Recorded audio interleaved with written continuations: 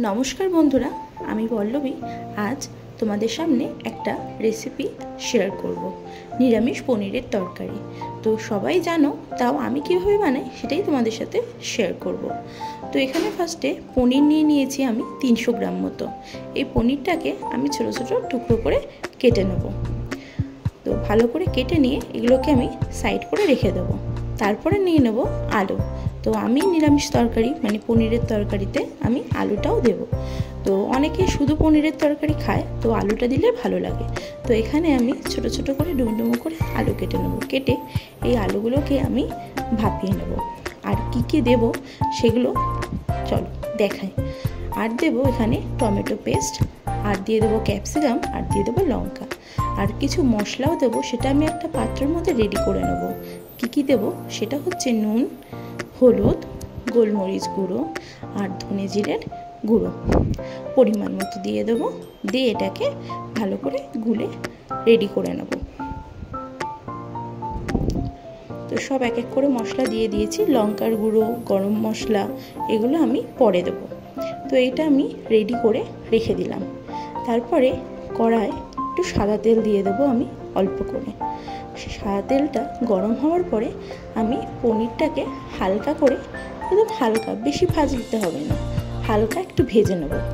একটু নেড়ে ছেড়ে পনিরগুলোকে ভেজে নিয়ে আমি একটা পাত্রের মধ্যে তুলে নেব। একসাথে দিতে পারো সব পনির বা অল্প অল্প করে পনির ভেজে নিতে পারো।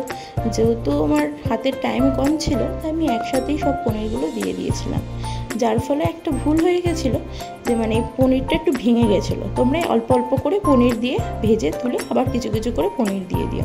আর সামান্য একটু নুন ছড়িয়ে দিয়েছিলাম, তাহলে খেতে ভালো লাগে। তো আমি এই যে দেখতেই পাচ্ছ ভালো করে নেড়ে চেড়ে নিচ্ছি। তো যেহেতু একসাথে সব পনিরগুলো দিয়ে দিয়েছি তো একটু অসুবিধা হচ্ছিল বন্ধুরা। তো আমি আস্তে আস্তে পনিরগুলো একটা থালার মধ্যে তুলে নেব। তুলে নেওয়ার পরে ওই তেলটার মধ্যেই আমি যে আলুগুলো ভাপিয়ে নিয়েছিলাম সেই আলুগুলো দিয়ে দেবো। দিয়ে সেগুলো ভালো করে নাড়াচাড়া করে নিয়ে আমি তুলে নেব। কোনোটাই আমি বেশি ভাজবো না বন্ধুরা। তো এখানে সব আলুগুলো আমি দিয়ে দিয়েছি। দিয়ে ভালো করে আমি এটাকে নেড়ে চেড়ে নেব। নেড়ে নিয়ে আমি এটাকে একটা থালার মধ্যে তুলে নেব। তারপরে ওই কড়ার মধ্যেই সাদা তেল দিয়ে দেব।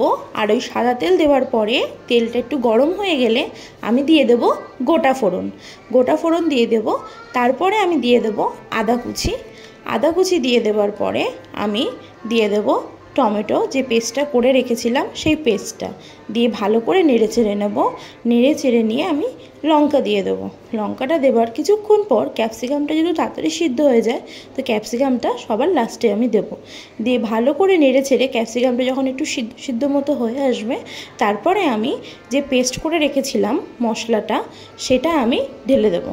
দিয়ে ভালো করে নেড়ে চেড়ে আমি ওর মধ্যে সামান্য একটু চিনি দিয়ে দেবো আর দিয়ে দেবো লঙ্কার গুঁড়ো। দিয়ে জাস্ট কাশ্মীরি লঙ্কার গুঁড়ো দিয়েছি কালার হওয়ার জন্য, এটা কোনো ঝাল হবে না। তো একটু ভালো করে নেড়ে চেড়ে মশলাটা যখন একটু কষানো হয়ে যাবে আমি ওই পনির আর আলু যেটা ভেজে রেখেছিলাম সেটা আমি পাত্রের মধ্যে দিয়ে দেবো। তো কড়ার মধ্যে দিয়ে দেওয়ার পর ভালো করে নেড়ে চেড়ে নিয়ে ব্যাস রেডি আমার পনির। এবার তারপরে নামানোর আগে আমি কিছু জিনিস দেবো। কী দেবো না ওর মধ্যে দিয়ে দেবো একটুখানি ম্যাজিক মশলা সামান্য, যেহেতু নিরামিষ তরকারি ম্যাজিক মশলা দিলে একটু স্বাদ হয়, এটা আমরা দিই, তোমরা চাইলে নাও দিতে পারো।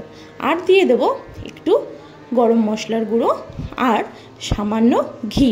নিরামিষ তরকারিতে একটু ঘি দিলে টেস্টটা আরও বাড়ে। তোমরা একবার বাড়িতে এটা ট্রাই করে দেখতে পারো। আর ভিডিওটা কেমন লাগলো অবশ্যই কমেন্ট করে জানিও। আর ভিডিওর কিছু ভালো লাগলে লাইক কমেন্ট শেয়ার করে দিও। তো আমার পনিরের তরকারি রেডি হয়ে গেছে। এটা রুটি ভাত তোমরা যেটাই চাও সেটা দিয়েই খেতে পারো।